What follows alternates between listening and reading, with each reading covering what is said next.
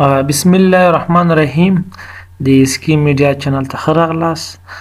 نن غواړم تاسو سره د کابل او د ولایتونو د بیومتریک وهنې تاریخ سره شریک کړم. له هغه نه مخکې چې تاسو سره د کابل او د ولایتونو د بیومتریک وهنې هغه جدول سره شریک کړم، غواړم د هغه څه په اړه معلومات درکړم. تاسې له ما څخه سوال کړی ده، لازم ستاسو سوالاتو بخش ته زیاترو کسانو ما نه سوال کړی ده، غواړم چې هغه ځواب درکړم. لومړی سر کې زموږ یو خور سوال کړی ده، ویلي دي چې کابل چند روز میشه که تاریخ تغییر نخورده، یعنی دلیل خاص نداره. البته فعلا بنوبت هر روز تقریبا در هفته 2 بار یا 1 بار البته تاریخ دهی کابل پیش میره. یعنی دین روز البته هم همو تاریخ بود، چند روز پیش هم همو تاریخ بود، فعلا تغییر نخورده. احتمال است که امروز یا فردا بخیر تاریخ تغییر بخوره. احتمال زیاد است که فردا یا امروز حتما تاریخ تغییر میخوره، چون در هفته 1 بار الا 2 بار تاریخ تغییر میخوره، یا 5 روز پیش میره یا 2 روز پیش میره.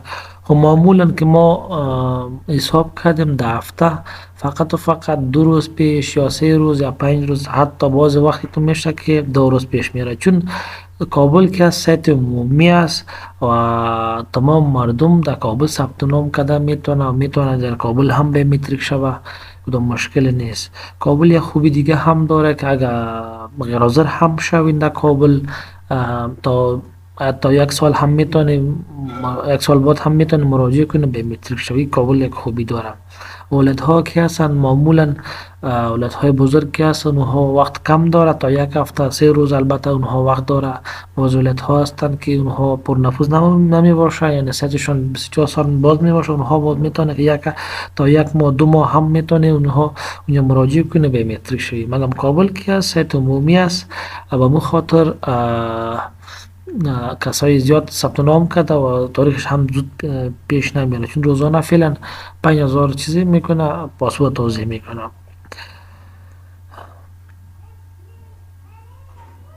و یک دوست ما دیگه سوال کرده که گفته که سلام برادر عزیز، هرات نوبتدهی به چه تاریخ رسیده و چرا سایت نوبتدهی بند شده و چی وقت باز میشه؟ خب هرات کی است؟ به خاطر زلزله این سایتشان بسته شده. در هرات البته باز ادارات تصمیم گرفته که تا پایان زلزله، یعنی زلزله ها تمام شد تا امیرت ها و ریاست ها باز کنه برای مردم.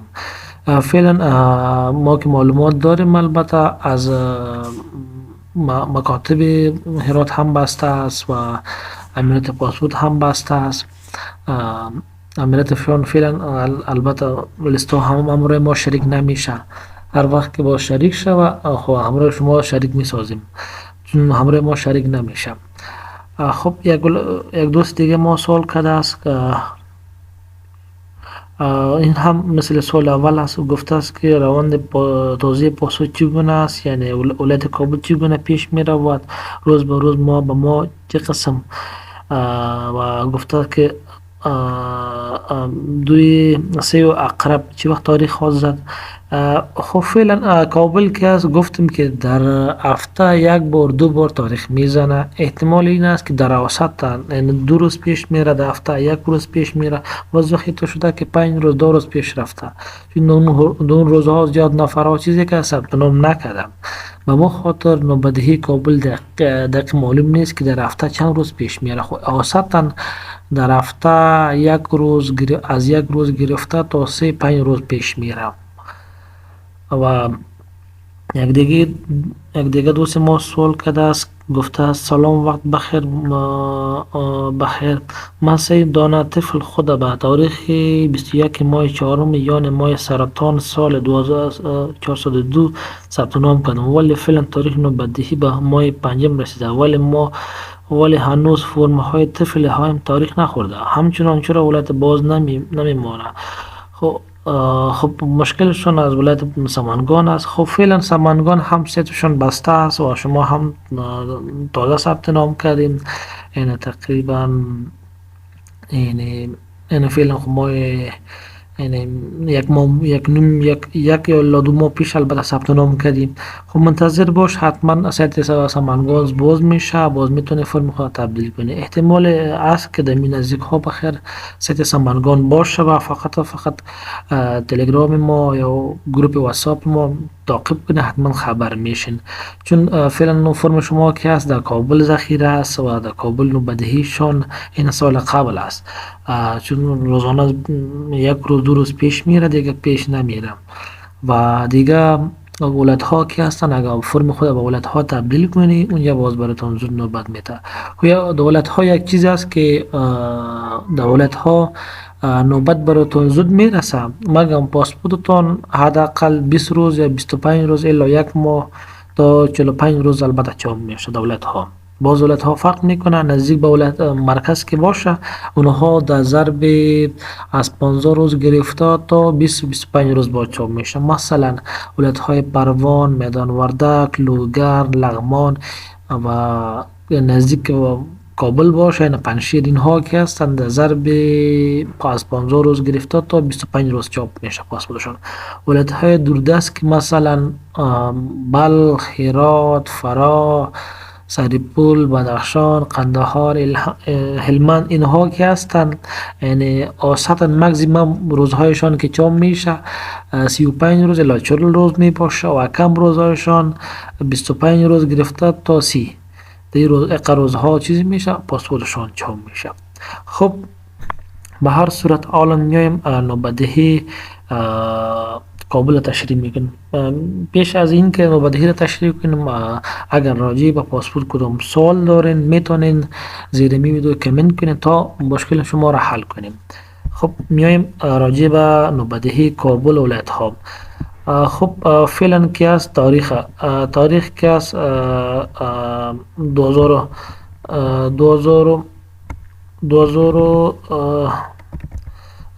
402 ماه 8 و تاریخ 3 است.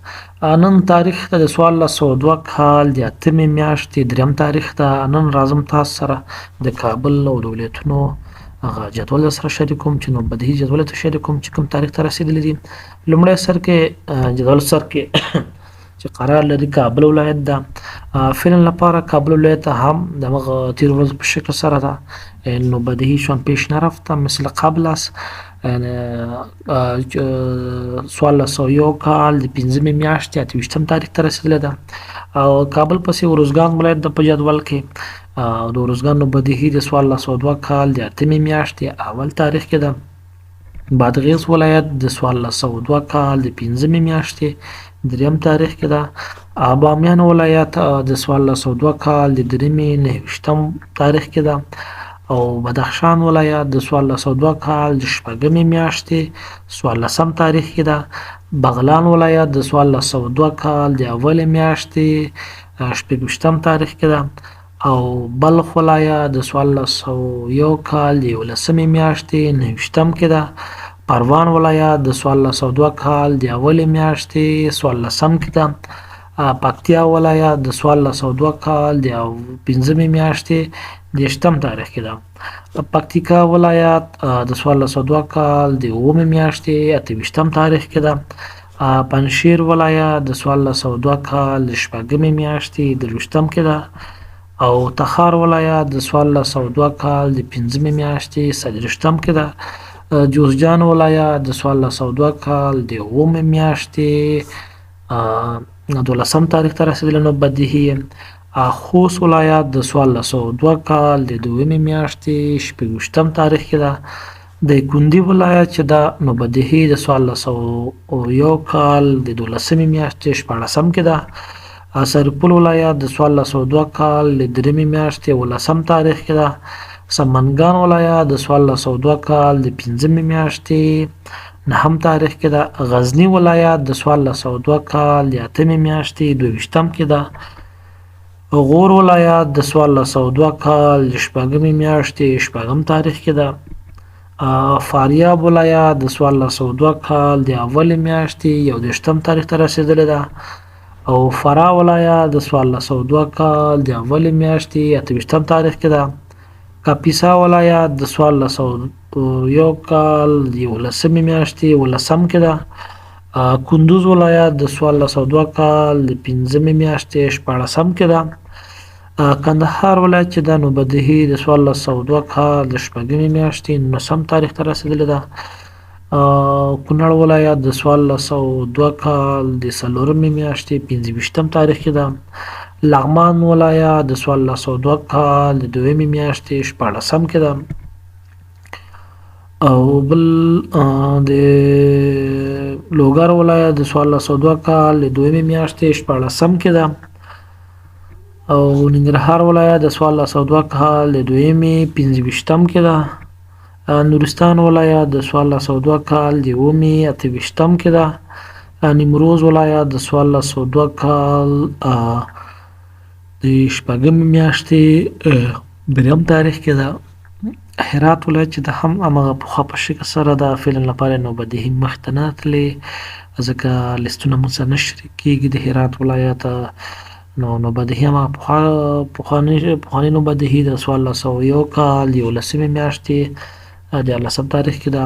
هلمند ولایت د 1402 کال د 6مې 28م تاریخ کې ده. میدان وردګ ولایت د 1401 کال د 12مې میاشتې 18م تاریخ کې ده. او بل زابل ولایت د 1402 کال د 9مې میاشتې 28م تاریخ کې ده. دا و د کابل او د ولایتونو د بیومتریک وهنې دقیق تاریخ. هغه کسان چې په دغه تاریخ باندې ثبت نامونه کړي دي کولی شي خپل فورم دې چک کړي، دوی ته یا به نهایي فورم مشخص کړي یا به ورته د بیومتریک ورځ مشخص کړي. او بل کوم کسان چې کابل کې ثبت نامونه کړي دي هغوی دې هم کولی شي په دغه تاریخ باندې ثبت نامونه کړي کولی شي هغوی دې هم چک کړي.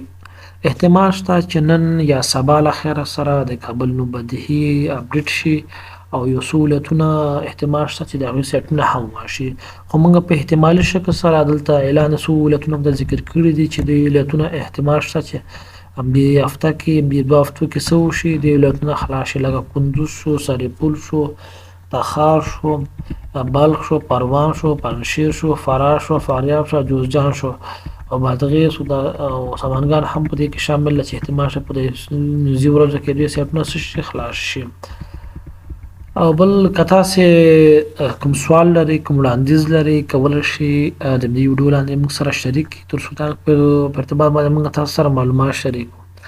او نور که غواړئ د پاسپورټ په ارتباط باندې هغه لیستونه تعقیب کړئ چې روزانه موږ سره شریکېږي د بیومتریک وهنې یا بیومتریک لیستونه غواړئ چې هغه وکړئ نو کولی شئ زموږ ټلګرام تعقیب کړئ، هغې کې موږ هره ورځ یا هره شپه د ټولو ولایتونو بغیر له کابل څخه د ټولو ولایتونو لیستونه موږ شریک کوو. بعضې ملګري دي موږ نه سوال کوي چې تاسې ولې د کابل لیستونه هم نه خپروئ. دوی وروڼو ته زه وایم چې دوی کابل لیستونه چې دي موږ سره نه شریکېږي، نو هر وخت چې موږ سره شریک شو حتما شیر کوو، موږ سره کوم مشکل نشته ځکه د ټولو ولایتونو لیستونه چې موږ سره راځي خو هغه هم شریک کوو. نو کابل لیستونه موږ سره نه شریکېږي نو هر وخت چې شریک شو یا د ریاست لوري شریک شو یا د امریتون لوري حتما موږ شریک کوو، خو فعلا لپاره موږ سره نه شریکېږي نو دې خاطر باندې موږ هم څه لاس کې نه وي، فقط د ولایتونو لیستونه موږ سره لاس کې همغه شریک کوو. او کولی شئ د ثبت نام لپاره د لاټري ثبت نام لپاره د ویزو ثبت نام لپاره یا د بورسیې ثبت نام لپاره او د پاسپورټ ثبت نام لپاره فامیلي او انفرادي کولی شئ موږ سره په تماس کې شئ. زموږ واتساپ شماره په دلته ذکر ده، کولی شئ زموږ واتساپ سره تماس کې شئ تر څو موږ تاسو ته په ښه او معیاري شکل سره ثبت نام وکړو. زموږ یو خوبي دا ده چې کله چې موږ تاسو ثبت نام کړو د پاسپورټ په برخه کې نو د ثبت نام مسؤلیت هم موږ په غاړه اخلو، د تبدیلي مسؤلیت هم په غاړه اخلو. کله چې نوبت هم رسېږي هم موږ تاسو ته احوال درکړو، یعنې آنلاین شکل سره موږ خدمات چې دي ټول په افغانستان کې زموږ خدمات آنلاین شکل سره دي. یوازینی مرکز ده چې 2 کال راهیسې 3 کال راهیسې د پاسپورټ په بخش کې او د بورسي او د نورو په بخش کې موږ خدمات ارائه کوو. اولنی ټلګرام چې موږ په چینل چې موږ په ټلګرام کې جوړ کړو همداسې په فیسبوک کې تر څو موږ حقیقي معلومات خلکو سره شریک کوو. نو په دې خاطر باندې نو د خلکو مشکلات هم په دې طریقه موږ څه وکړه حل هم کړم. بیا هم زموږ د حمایت په خاطر چې تر څو موږ تاسو سره لا ډېر کار وکړو، ډېر زحمت وباسو او ښه معلومات تاسو سره یې راکړو، نږدې نه لاړ شو، ساحه وګورو، معلومات راټول کړو. د دې حمایت په خاطر باندې دغه زموږ کوم ویډیوګانې چې موږ نشر کړو دغه تر اخره پورې وګورئ، لایک یې کړئ، شیر یې کړئ، نور ملګرو هم پکې دعوت کړئ تر څو موږ تشویق شو او تاسو سره له زړه له اخلاصه کار وکړو. بیا هم مننه کور آباد. هغه کسان ډېره مننه چې زموږ دغه یوټیوب چینل یې سبسکرایب کړی ده او لایک کړی ده او شیر کړی ده. او بیا هم که تاسې د سوالونه لرئ د پاسپورت په ارتباط باندې کولی شئ موږ سره شریک کړئ. راجع به پاسپورت کدوم سوال داریم میتونیم شریک بسازیم تا ما براتون ویدیوهای بیشتر براتون جور کنم. تشکر میکنم از کسایی که ما را حمایت کرده و چینل ما را سابسکرایب کرده و ویدیوهای ما را لایک و شیر کرده. مننه کور آباد. لا ډېرو معلوماتو لپاره زموږ یوټیوب چینل سره سابسکرایب کړئ. مننه کور آباد.